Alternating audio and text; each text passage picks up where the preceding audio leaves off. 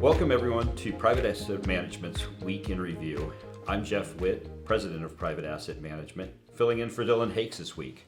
And as always, we are joined by David Allen, Chief Investment Officer of Private Asset Management. David, after markets being up roughly 3% last week, we've been kind of flat, slightly down in the equity markets, and interest rates have started to rise. What's going on? Yeah, you're right. So in S&P 500 this week, it looks like we're going to have our first negative week in the last, after 4 consecutive weeks of gains. And really the weakness that we've seen this week has been bracketed by, on one side, the release of the Fed minutes on Wednesday afternoon, and then today with some of the comments from James Bullard, one of the members of FOMC this year. So the Fed minutes, which really give us a little more clarity, was what happened during the last Fed meeting. They're important, insight into the thought process of the individual Fed members. What did we learn this week? So in the minutes, I think we got actually two contradictory statements from the Fed, almost presented in the minutes back to back. The first being that the committee does believe that at some point in the future, it's going to be appropriate to slow the pace of monetary policy tightening. That's not a big surprise. I mean, we've gotten 75 basis points of tightening at the last two meetings, and so that's an extraordinarily quick pace. And so a slowdown from there really isn't much of a surprise, but it was sort of what they led with. But then on the other side, they also mentioned that once they get policy rates into appropriately restrictive territory, where it's pulling back the reins on the economy, they expect that we're going to need to stay there for what they called some time. Some time is not something that really has a good definition, but it perhaps is longer than what markets were expecting before the minutes were released. So, David, you also mentioned comments, I think it was out this morning, from the St. Louis president, James Bullard. What did he say? So what he said basically is that he is leaning towards a 75 basis point increase at the next FOMC meeting in September.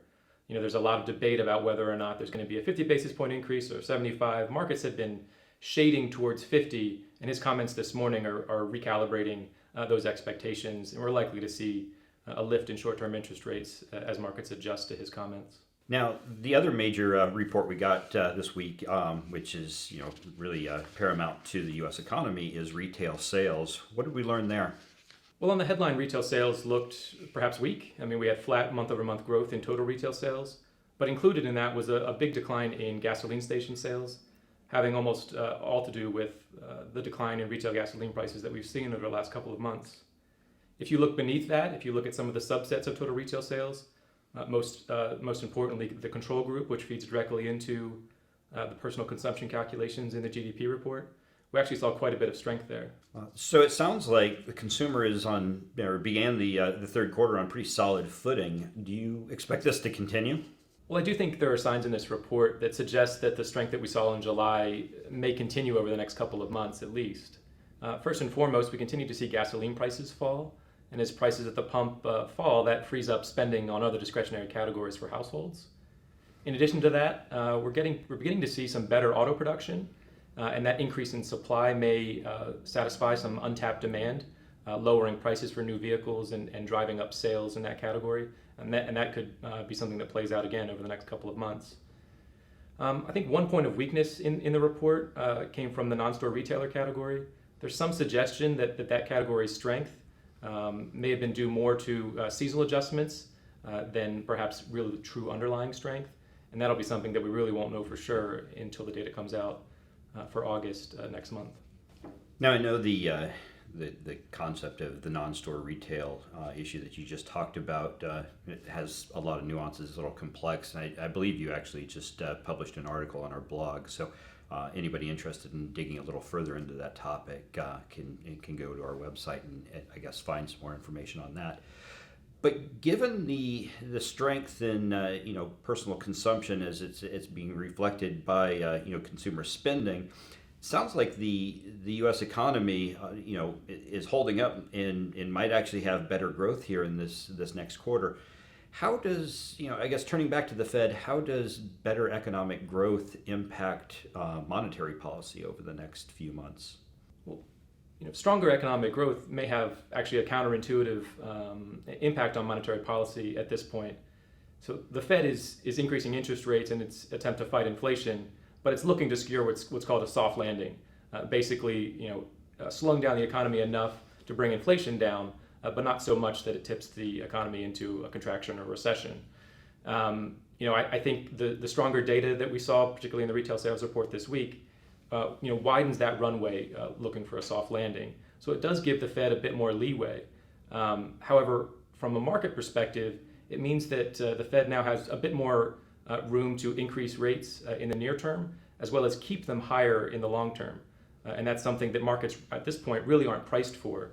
And so if that continues to bear out, that might be something that markets need to adjust for, and that could create some volatility in interest rates.